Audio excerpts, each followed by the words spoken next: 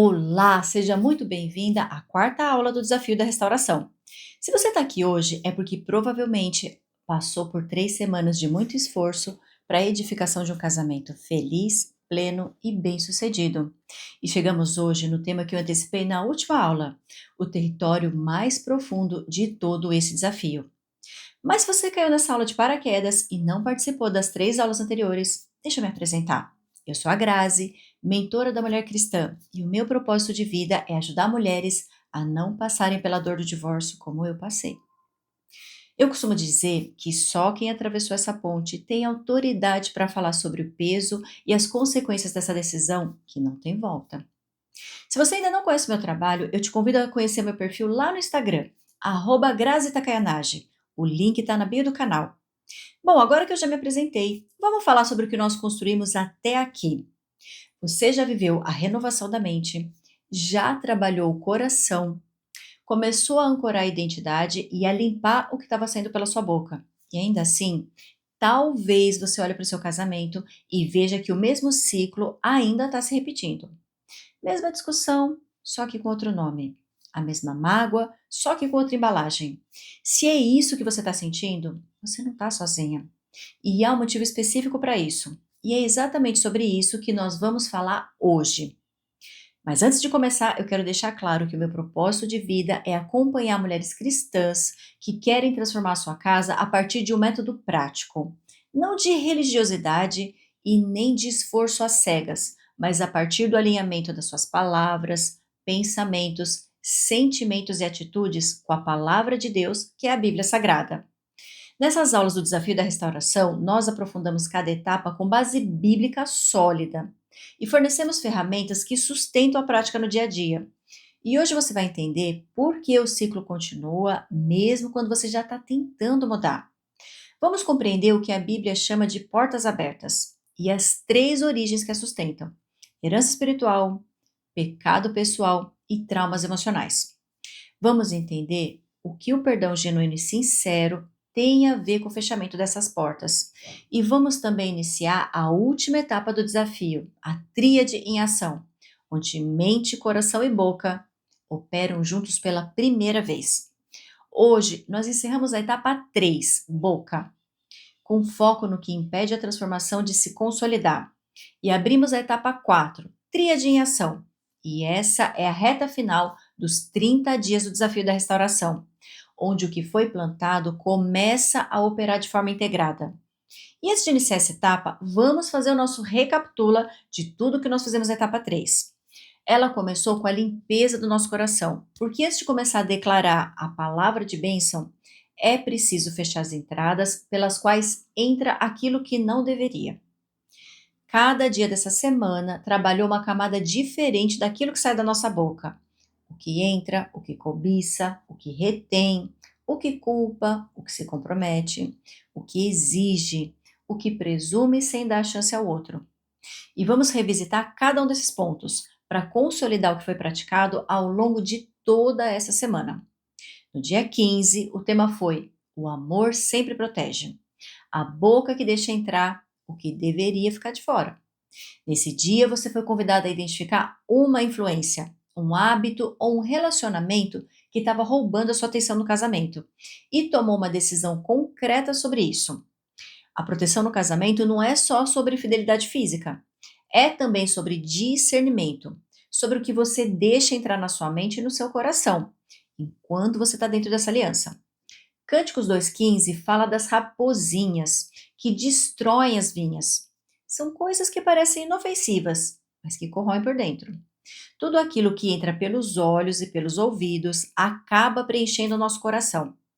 E daquilo que o nosso coração estiver cheio, é o que a nossa boca vai transbordar.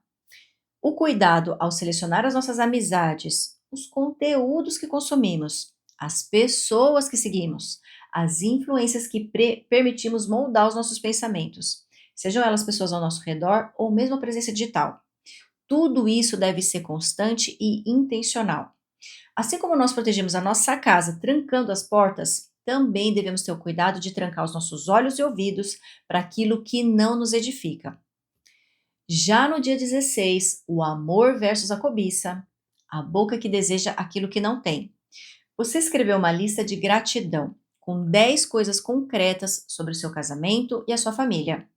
Esse não foi um exercício de positividade forçada, mas sim uma reprogramação da sua mente e do seu coração, para tirar o foco dos defeitos e colocá-lo nas virtudes. A Bíblia nos ensina que se os nossos olhos forem luz, toda a nossa vida será luz. Mas se, contudo, nossos olhos forem trevas, quão densas serão essas trevas? Quando fazemos uma lista de gratidão, nós focamos naquilo que temos e não no que não temos. Olhar para o que falta é abrir a porta do coração para que a cobiça e a inveja invadam o nosso coração de pensamentos de ganância e insatisfação. A cobiça que aparece no casamento não é só querer o que o outro tem, é o desejo constante por um marido diferente, uma família diferente, pela vida que você imaginou que teria. E esse olhar, quando se torna crônico, sela a nossa capacidade de receber o que está sendo oferecido pela nossa família. Já no dia 17, o amor perdoa a boca que guarda o que deveria soltar. Você identificou algo que ainda não havia perdoado no marido e fez uma oração de perdão em voz alta, declarando o perdão como uma decisão, não como um sentimento. E eu perdoo, e não, eu estou tentando perdoar. A decisão precede o sentimento. A falta de perdão torna o nosso coração um canal que permanece bloqueado e que não deixa fluir nem o que vem, nem o que tenta sair. E a falta de perdão também é o motivo pelo qual as nossas orações não são atendidas. A oração do Pai Nosso deixa bem claro que Deus só perdoa as nossas transgressões se nós perdoarmos o próximo. A Bíblia também ensina que se formos oferecer uma oferta no altar e nos lembrarmos que existe algo pendente com o nosso irmão, nós devemos deixar a oferta e nos reconciliar antes de oferecê-la. O perdão não tem a ver com o ofensor e a vítima, tem a ver com você e o Deus a quem você serve. Você não perdoa porque o seu marido ou seus filhos mereçam ou tenham se arrependido. Você perdoa por conta do preço que Jesus já pagou com a própria vida, para que todos os pecados fossem perdoados, tanto os meus quanto os dos outros. Já no dia 18, o tema era: o amor é responsável. A boca que culpa antes de olhar para si mesmo. Você identificou uma forma específica em que contribuiu para o distanciamento do casamento e pediu perdão para o seu marido de forma direta, sem esperar que ele fizesse o mesmo. Esse foi provavelmente o dia mais difícil da semana, porque pedir perdão sem impor uma condição é um ato de maturidade espiritual, que vai contra todo o nosso instinto de autopreservação. A Bíblia nos mostra que é mais fácil enxergar um pequeno cisco no olho do outro do que enxergar uma trava em nosso próprio olho. Isso exemplifica bem que o ser humano tem a tendência natural de colocar uma lente de aumento no que os outros fazem de errado, enquanto queremos minimizar ou simplesmente ignorar o que nós fazemos de errado. E esse dia foi um convite à autorresponsabilização, a olhar para dentro de si e reconhecer erros e atitudes que magoam o outro, e assumir 100% da responsabilidade por aquela atitude, sem dar desculpas e sem se justificar. Apenas pedir perdão e assumir o compromisso de não repetir mais aquela conduta. No dia 19, o tema foi: o amor é fiel, a boca que se compromete quando sente. Você disse ao seu marido em voz alta e de forma direta que escolhe esse casamento. Não porque está fácil, mas porque decidiu amar. Como Ruth diante de Noemi, não porque estava bem, mas porque havia escolhido. A boca que declara compromisso antes de sentir vontade treina o coração a sustentar a aliança. Assim como o perdão, o amor é antes de tudo uma decisão e uma declaração. Se considerarmos ambos apenas como sentimentos, estaremos sujeitos à volatilidade que as emoções carregam. Mas quando compreendemos que amar e perdoar podem se originar em uma decisão consciente e não em uma emoção, nós assumimos as rédeas da situação e nos protegemos da nossa própria vontade. Fazer a vontade de Deus nem sempre é fácil, pois ela normalmente é contrária à nossa. E a vontade de Deus deve sempre prevalecer. É o Senhor que nos ensina a perdoar e a amar de maneira incondicional, e não só quando as circunstâncias estão favoráveis. No dia 20, o amor encoraja, a boca que exige em vez de edificar. Você identificou uma expectativa que o marido provavelmente nem sabia que existia, ou que você reconheceu como irreal, e comunicou a ele que não iria mais cobrar. Expectativas não comunicadas são ressentimentos programados. E o gesto de liberar uma cobrança injusta libera os dois, mas libera você primeiro. Um grande paradigma que a mulher precisa quebrar é a crença de que o marido tem a obrigação de saber o que está se passando na cabeça dela, ou que ele deveria imaginar que determinada coisa deveria ser feita, já que aos olhos dela aquilo parecia tão óbvio. Mas deixa eu te contar uma coisa: o óbvio precisa ser dito. A maneira como homens e mulheres enxergam as situações é diferente. Mulheres costumam ser mais detalhistas, enquanto os homens são mais generalistas. O segredo é não nutrir expectativas irreais no seu coração, pois elas só geram desgastes e frustrações desnecessárias. Comunique-se adequadamente com seu marido, dizendo claramente o que você espera dele e a maneira que você espera que algo seja feito. O principal, libere o seu marido de expectativas irreais. Já no dia 21, o amor busca entender, a boca que presumiu, você preparou um momento especial para os dois, sem tela e sem distração. E usou esse tempo para fazer perguntas sobre a vida dele, que havia muito tempo você não fazia. O que está te incomodando agora? O que você ainda quer conquistar? Do que você tem medo? Em algum momento do casamento, a gente para de perguntar. A gente acredita que já sabe, e essa certeza é, na maioria das vezes, uma ilusão, baseada em quem ele era e não em quem ele é agora.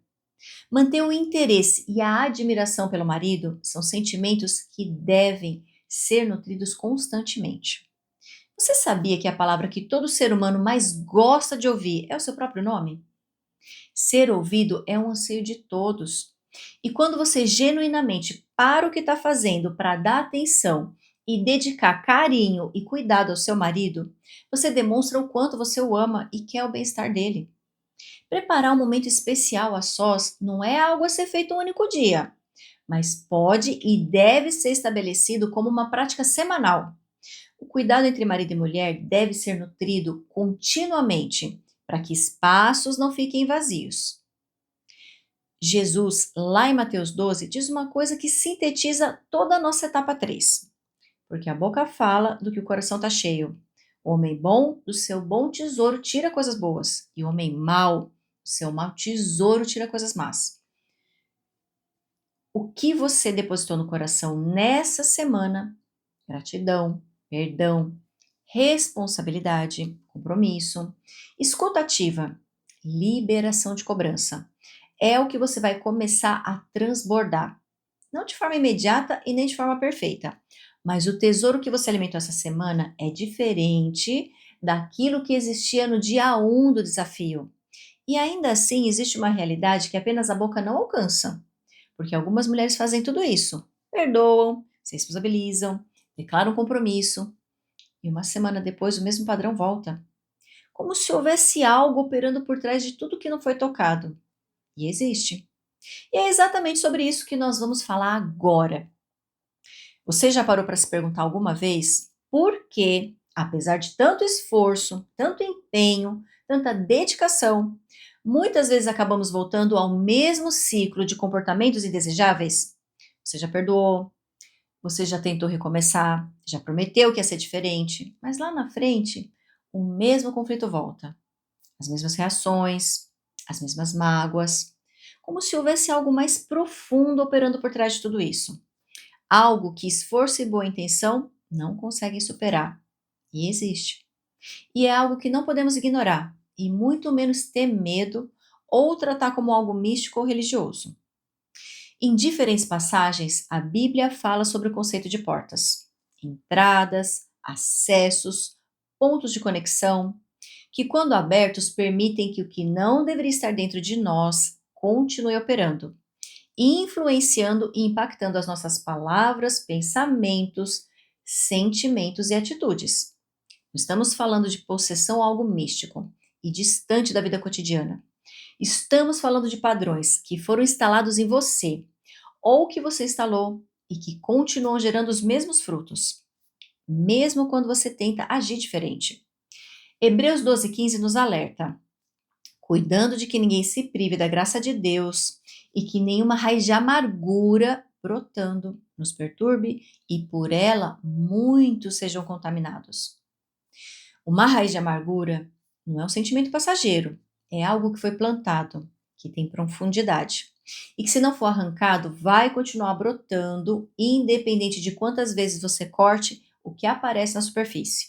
Você pode cortar os galhos, trabalhar a mente, o coração e a boca. E a raiz continua lá. E a raiz continua gerando novos frutos.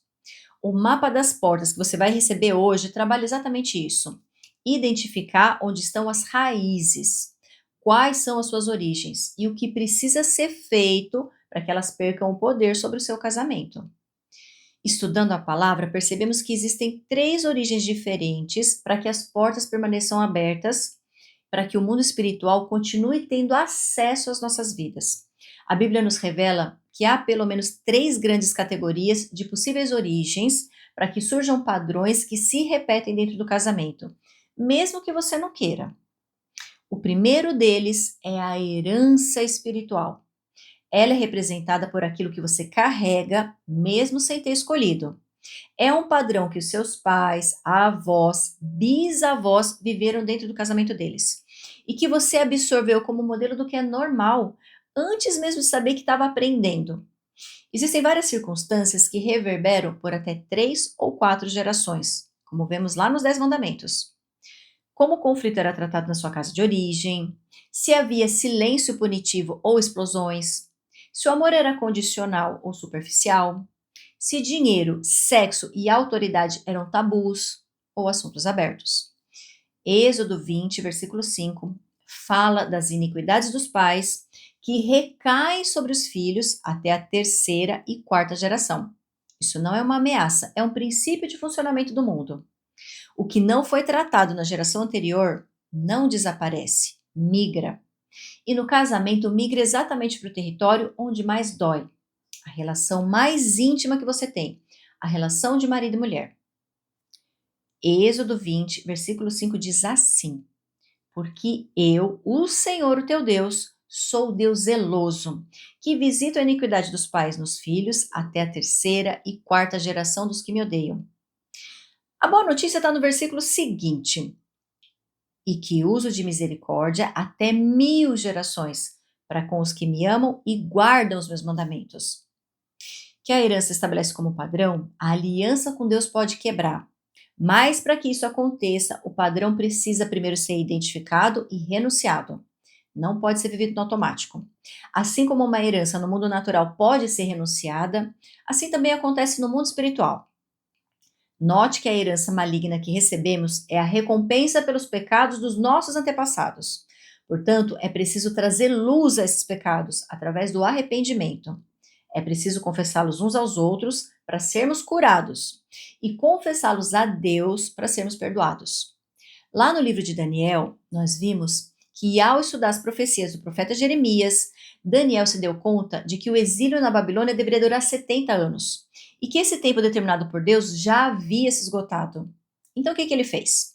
Ele proferiu uma oração de arrependimento pelo pecado dos seus antepassados, confessando-os e pedindo a misericórdia de Deus.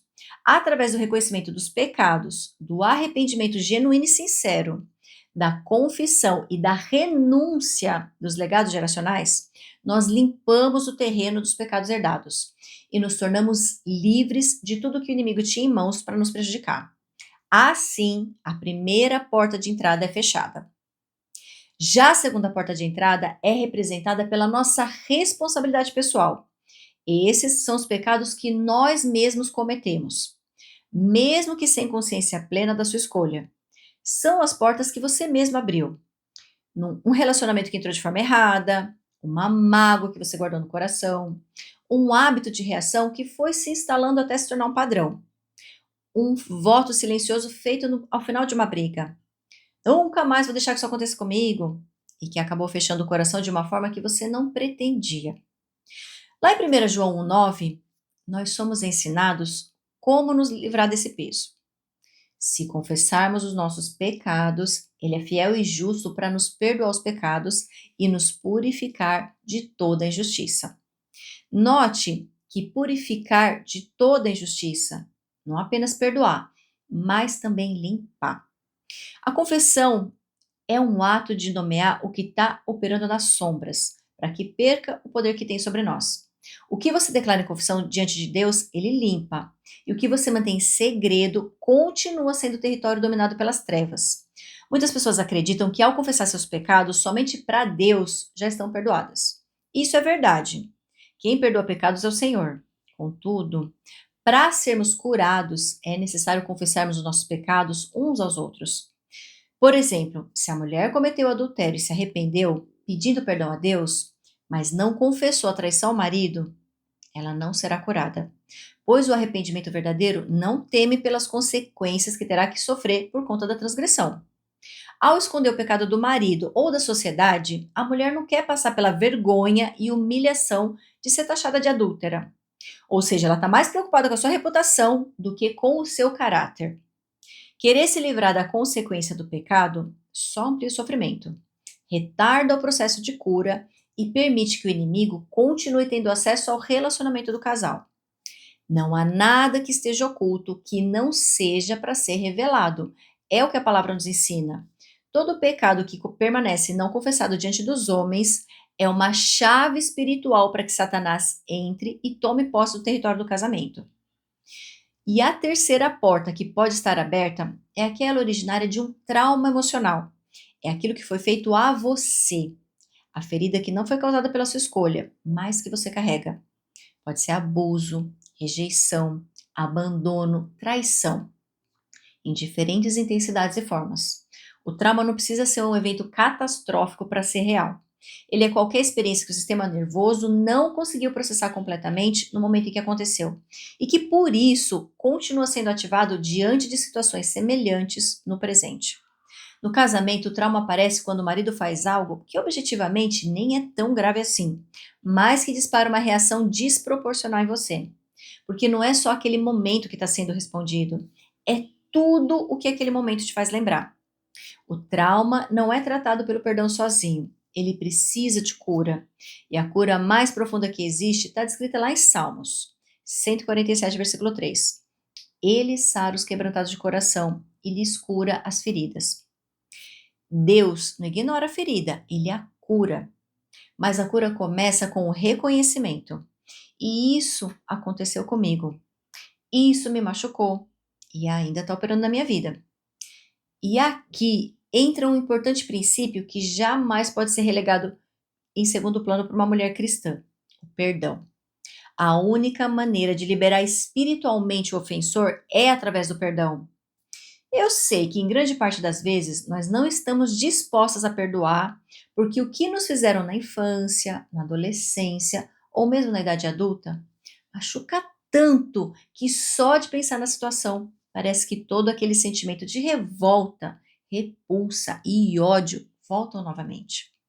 Só que enquanto não encararmos a ferida de frente, enquanto não permitirmos que o médico dos médicos abra a ferida e tire de lá toda a sujeira que está infeccionando a nossa alma, o processo de cura não se inicia. Fingir que não aconteceu, deixar de lado e empurrar para baixo do tapete são atitudes que só prolongam o sofrimento e retardam a libertação da nossa alma das mãos do inimigo.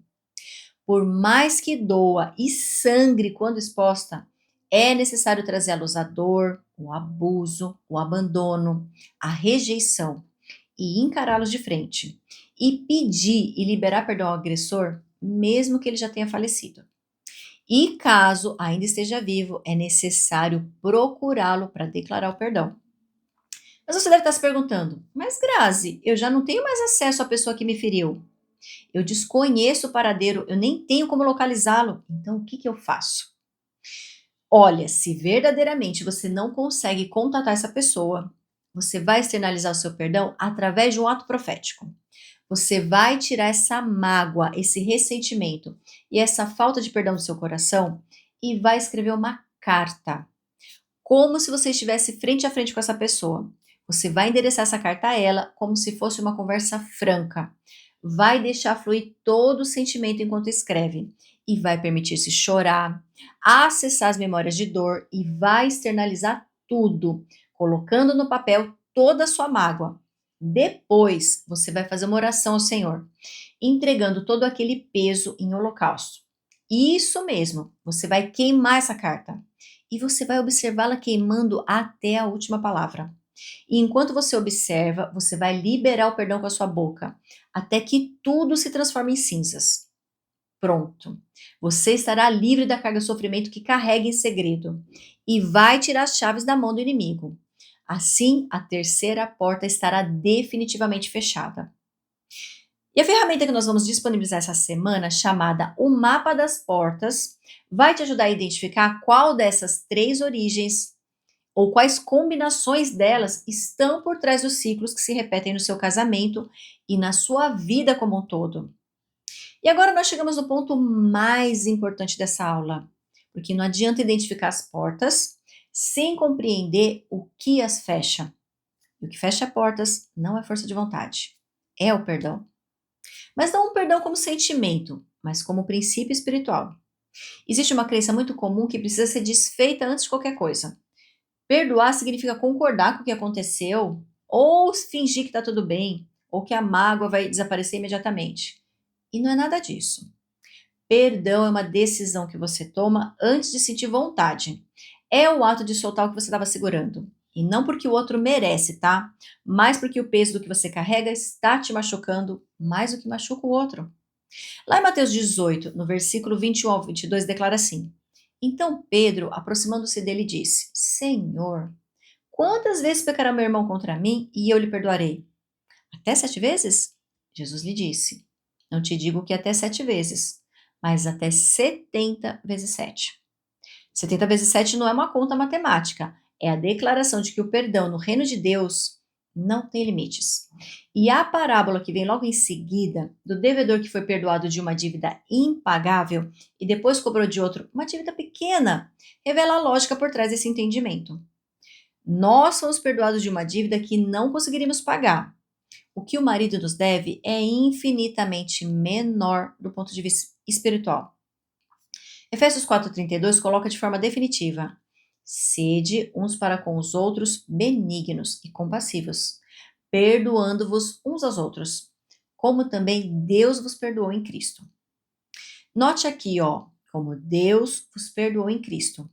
Esse é o padrão irrevogável, completo e antes de qualquer merecimento.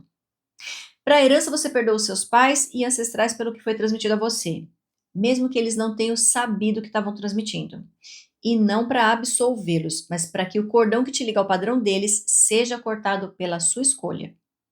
Já para o pecado pessoal, você confessa diante de Deus e recebe a limpeza que 1 João 9 promete. E onde necessário, como vimos no dia 18, você se responsabiliza diante do marido também. Já para o trauma, você perdoa quem te feriu, não negando que exista ferida, mas soltando o direito de cobrá-la. E convida a Deus para o processo de cura do que ficou aberto. Às vezes, esse processo precisa de mais tempo, de suporte, de acompanhamento. E isso não é sinal de fraqueza, tá? É sinal de sabedoria. E agora, nós chegamos à última etapa do nosso desafio, que é a tríade em ação. E ela tem um nome diferente de todas as etapas anteriores, porque propõe algo diferente. Ela não é um novo tema para se aprender, mas é a integração de tudo que foi aprendido até aqui. Mente renovada, coração trabalhado e boca alinhada. Nas 3 semanas anteriores, essas 3 dimensões foram trabalhadas separadamente, como instrumentos que estavam sendo afinados. Já na etapa 4, é o momento em que eles tocam juntos. E o que se produz quando 3 instrumentos afinados tocam na mesma sintonia é diferente do que qualquer um produziria sozinho. E lá em Eclesiastes 4,12 diz assim: E se alguém prevalecer contra um, os dois lhe resistirão, e o cordão de 3 dobras não se quebrará facilmente. 3 dobras: você, mente renovada, coração trabalhado, boca alinhada. Seu marido e Deus no centro, como terceira dobra desse cordão. O cordão que não se quebra não é formado de perfeição. É formado por compromisso, perseverança e Deus como sustentação da aliança. Nos próximos dias, não serão sobre aprender mais coisas, serão sobre deixar o que foi aprendido operar. No sacrifício do dia 22, na celebração do dia 23, na oração conjunta do dia 25, na pergunta sobre os sonhos dele no dia 26, na transparência do dia 27. nas regras pessoais de conflito do dia 28 e na carta da aliança dos dias 29 e 30. Cada ação da semana final é uma das 3 dobras do cordão operando juntas. Mas por que essa etapa é tão diferente daquilo que veio antes? Olha só, note que a maioria das mulheres que tentam transformar o casamento acabam trabalhando em uma dimensão de cada vez. E os resultados são inconsistentes, porque as dimensões estão desconectadas. E o que a etapa 4 oferece é a experiência de mente, coração e boca operando simultaneamente e na mesma direção. Você vai entrar em conflitos com uma mente que tem uma perspectiva diferente. O coração vai responder de uma forma diferente e a boca vai falar com um tom diferente. Não perfeito, diferente. E essa diferença cria uma abertura no casamento, na atmosfera da casa, na própria experiência de quem você está sendo dentro dessa aliança. Mas agora pode até ser que você esteja se questionando. Mas, Grazi, eu já fiz quase tudo, mas ele não mudou nada. Para que então chegar até o dia 30 desse desafio? Olha, você não começou esse desafio para mudar o seu marido. Você aceitou a proposta de trabalhar o que estava guardado dentro de você. A pergunta não é ele mudou, e sim quem você está sendo agora comparado a quem você era no dia 1. Gálatas 6,9 diz que não nos cansemos de fazer o bem, porque a seu tempo ceifaremos, se não desfalecermos. A colheita tem um tempo que não é o seu tempo, é o tempo de Deus. E o que você planta em fé, sem esperar o resultado imediato, tem raiz mais profunda do que você planta esperando o resultado rápido. Você planta o pé de alface, em 30 dias você colhe. E acabou. Ela não vai dar outra alface. E ela se estraga em uma semana. Mas se você planta uma árvore frutífera, ela demora anos para dar fruto. Contudo, uma vez ela frutifique pela primeira vez, você pode ter a certeza de que todo ano você colherá milhares de frutos. E ela continuará dando frutos até que o seu tronco seja cortado. Não se trata do tempo necessário para perceber os primeiros resultados, mas sim do quão duradouros eles serão. Ah, mas você pode estar pensando assim, Grazi, eu já identifiquei as portas, mas eu não sei como fechá-las. A ferramenta disponibilizada essa semana, Mapa das Portas, vai te ajudar a estruturar isso. E o que o mapa não conseguir alcançar sozinho, especialmente quando o território é de herança profunda ou de trauma, existe um processo de acompanhamento. Esse é o próximo passo para quem percebe que o que foi revelado aqui é maior do que o que você consegue trabalhar sozinha. E por último, mas Grazi, eu tenho medo de chegar no dia 30 e nada ter mudado. Olha só, a transformação espiritual raramente é imediata e muito menos linear. O que você plantou nas últimas 3 semanas já está operando em você, em Deus e em camadas do casamento que você talvez não consiga ver. A semente ela não brota no mesmo dia em que ela cai no solo. E a falta de broto visível não significa que não há vida debaixo da terra. Filipenses 1,6 é a promessa. Tendo por certo que aquele envolve sua obra, a aperfeiçoará até o dia de Cristo Jesus. E para te ajudar a trabalhar no que foi apresentado aqui hoje, nós preparamos o mapa das portas. Ele é um guia de autoanálise estruturado em 3 camadas: herança, pecado pessoal e trauma, com espaço de escrita e uma oração de fechamento estruturada para cada uma delas. Você vai identificar os padrões que se repetem, mapear qual das 3 origens está sustentando cada uma e ter um ponto de partida concreto para o trabalho espiritual dessa semana. E para receber o mapa das portas, faz o seguinte: vai até o meu Instagram, segue o nosso perfil para acompanhar os reels diários dessa semana e comenta portas, que eu te envio a ferramenta no direct. Mas agora eu preciso falar algo diretamente para você. Ao longo dessas 4 semanas, e especialmente depois do que eu apresentado hoje, sobre herança, pecado pessoal e trauma, algo te foi revelado sobre você, sobre o casamento, sobre padrões que estavam operando de forma invisível. E o que foi revelado precisa de um próximo passo. Para algumas de vocês, as ferramentas do desafio são suficientes para continuar. Para outras, e você sabe que você é, o que foi revelado é grande demais para trabalhar sozinho. E não por fraqueza, mas porque o território é profundo e precisa de suporte. Para isso é que existe a sessão de acolhimento. Ela é um encontro individual, online e 100% gratuito. É uma conversa de diagnóstico onde você me conta o que está acontecendo na sua vida hoje, o que foi revelado durante as nossas aulas e o que ainda está bloqueado na sua vida. E juntas nós mapeamos qual é o próximo passo prático para sua restauração, com método, ferramentas e com suporte individualizado. Não é aconselhamento emocional, é direcionamento espiritual com aplicação prática. Você sai da sessão sabendo o que fazer e como fazer. O link para agendar sua sessão está lá na bio do Instagram.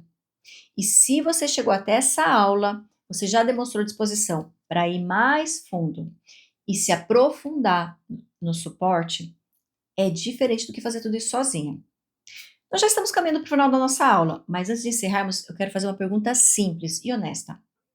Quando você ouviu as 3 origens, herança, pecado pessoal e trauma, qual delas fez mais sentido no seu casamento? Qual você reconheceu instantaneamente como algo que está operando na sua vida e que talvez na sua família de origem também? Me conta aqui nos comentários. Pode ser uma palavra, uma frase, mas eu quero ouvir o que foi tocado aí no seu coração. E agora sim, vamos recapitular tudo que nós vimos nessa aula do desafio da restauração. Hoje nós concluímos a etapa 3, boca, revisitando os dias 15 a 21. Proteção, gratidão, perdão, responsabilidade, compromisso, liberação de cobrança e escutativa.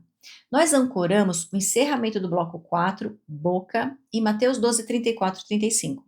A boca fala do que o coração está cheio. Nós entendemos por que o ciclo comportamental continua se repetindo, apesar do nosso esforço. E conhecemos o conceito de portas abertas com base em Hebreus 12, 15. E nós trabalhamos essas 3 origens: herança, pecado pessoal e traumas. Nós aprofundamos o perdão como princípio espiritual e não como sentimento, baseado em Mateus 18, 21, 22 e Efésios 4, 32. E nós abrimos a etapa 4, a tríade em ação, ancorando em Eclesiastes 4:12. Mente, coração e boca operando juntos como um cordão de 3 dobras. E nós quebramos as 3 objeções da reta final. Ah, meu marido não mudou. Ah, eu não sei como fechar as portas. Ah, eu tenho medo de que nada mude. E por fim, nós recebemos a ferramenta, o mapa das portas e um convite para a sessão de acolhimento. E na aula 5, a última aula do desafio, nós vamos selar tudo que foi construído aqui. Não vai ser uma despedida, vai ser uma consagração. Vamos falar sobre aliança. O que ela significa de verdade segundo a palavra? O que a distingue de um contrato e o que acontece como de uma mulher entra conscientemente na aliança tríade. Ela, o marido e Deus como terceira dobra ativa desse cordão. Você vai receber a carta da aliança, a ferramenta final do desafio, para selar em palavras escritas e declaradas sobre tudo o que foi definido nessas últimas semanas. E se você chegou a esse vídeo, mas ainda não está inscrito, se inscreve no canal e ativa as notificações. E se você ainda não agendou a sua sessão de acolhimento, o link está lá na bio. Estamos na reta final, mas não desista agora. E ainda temos muitas ações concretas pela frente. E agora, para finalizar a aula, vamos ao exercício dessa semana, que está dividido em 2 partes. Parte 1. Preencha o mapa das portas. Reserve um momento de quietude. De manhã, antes da casa acordar. Ou à noite, depois que todos dormirem. Vá para um lugar tranquilo e leve a ferramenta com você. Pegue a Bíblia e se encha de sinceridade. Você não precisa mapear tudo de uma vez só, mas identifique ao menos um padrão para cada coluna, que se repete, de onde veio e o que você pode fazer espiritualmente sobre isso. Parte 2. Toda vez que sentir que um ciclo está se ativando nessa semana, uma reação familiar, um gatilho de distanciamento, uma mágoa que escala mais do que deveria, pause e pergunte: qual dessas 3 origens está sendo ativada aqui? Herança, pecado pessoal ou trauma? Nomear não resolve sozinho, mas identificar e reconhecer é o primeiro passo para não ser arrastada por aquilo que você não consegue enxergar.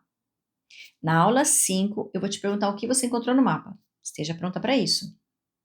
Eu te vejo na 5ª e última aula desse desafio. Não perde a aula que será disponibilizada na próxima sexta-feira, às 15 horas aqui no canal.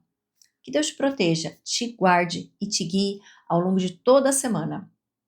E fique comigo ao longo da semana lá no Instagram. Eu te vejo por lá.